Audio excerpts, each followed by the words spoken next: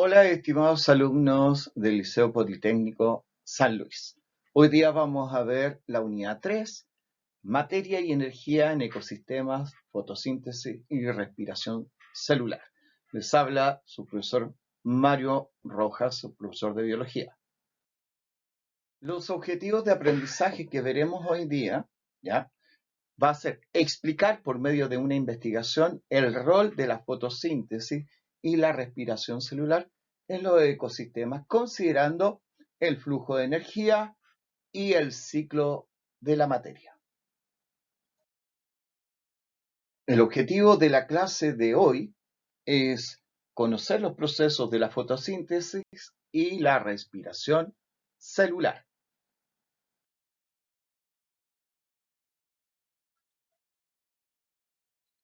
De la misma manera como vimos en la transparencia anterior, ¿ya? Aparecía una hoja con la cual se producía la fotosíntesis, en donde se formaba glucosa y oxígeno. Bueno, ¿a dónde va a parar esa glucosa dentro de una célula? Principalmente a la mitocondria. La mitocondria se encarga de procesarla mediante procesos llamados glucólisis, ¿ya? Fermentación, ciclo de Krebs, ciclo de Calvin, que obviamente no vamos a profundizar en ello, lo cual durante estos procesos, lo único que se obtiene a partir de la mitocondria es energía. Ustedes se preguntarán, en el cuerpo humano, ¿dónde tenemos una gran cantidad de mitocondria? La respuesta es muy lógica. ¿Qué es lo que nos permite ponernos de pie y estar erguidos, ya? Simplemente nuestros músculos. En los músculos tenemos una gran cantidad de mitocondria gastando la cantidad de glucosa que pueda tener el organismo. Por eso que al hacer ejercicio nos ponemos colorados, nos enrojecemos, ¿ya? Por el gasto energético que se libera a partir de ellas. Bien, la mitocondria, como ocurre en células animales, ¿ya? Que rescata la glucosa y el oxígeno lo liberan las plantas, ¿ya? En este caso, la fotosíntesis ocurre en una estructura llamada cloroplasto. El cloroplasto es el encargado de procesar el dióxido de carbono y el agua, más la energía solar proveniente desde el sol. ¿Cuánto dióxido de carbono o CO2 necesita y cuánta agua necesita? Necesita 6 moléculas de dióxido de carbono y 6 moléculas de agua más una gran cantidad de luz para recién formar una molécula de glucosa y 6 moléculas de oxígeno.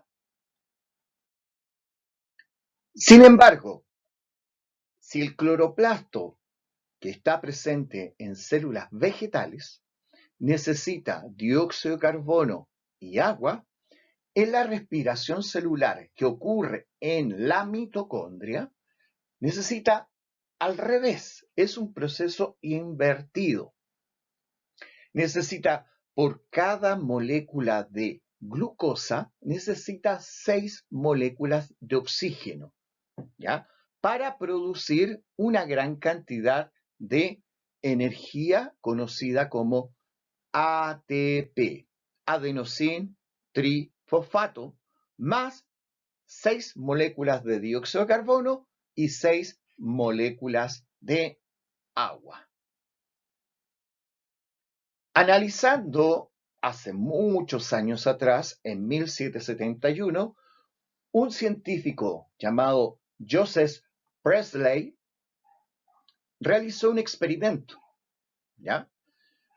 Y primero quemó una vela y vio que el contenido que tenía dentro de la vela producía dióxido de carbono y consumía el oxígeno que podía mantener la vela encendida hasta que el oxígeno se acabara, se apagaba la vela. Luego colocó un animalito, el cual encerrado se puede asfixiar porque el animalito consume todo el oxígeno que pueda haber dentro de esa campana donde se encuentra. Sin embargo, colocó una planta dentro de esa campana, ya que ustedes lo pueden ver ahí, y se dio cuenta de que esa campana se llenaba de oxígeno y absorbía todo el dióxido de carbono que podía tener dentro. Luego colocó una vela y la planta. Entre la vela y la vela produce combustión, produce dióxido de carbono. Dióxido de carbono que la planta es capaz de absorber y procesarla y, además, producir oxígeno. ¿Qué pasó con la vela? La vela no se apagó, así de simple. ¿Por qué?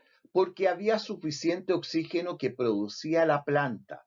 Es decir, la planta se ayudaba del dióxido de carbono y a la vez la planta liberaba oxígeno para que se produjese la combustión de la vela. Sin embargo, como último experimento, colocó una planta y un animalito.